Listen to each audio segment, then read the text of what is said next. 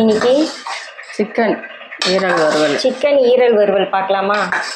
இது சிக்கனை க்ளீன் பண்ணி கழுவி மஞ்சாத்தூளும் மிளகாத்தூளும் போட்டு கலக்கி வச்சுருக்கேன்.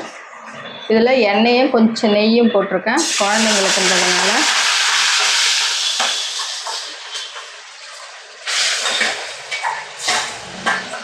உப்பு போடணும்.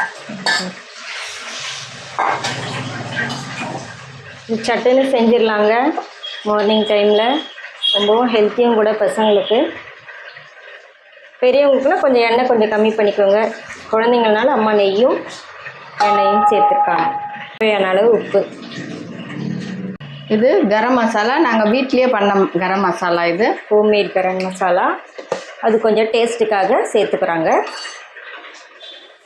எல்லாத்தையும் நல்லா வதக்கி விட்டுட்டு, இது கரம் மசாலா போடுறதுனால பட்டை லவங்கம் சோம்பு அதெல்லாம் எதுவுமே நான் போடலை.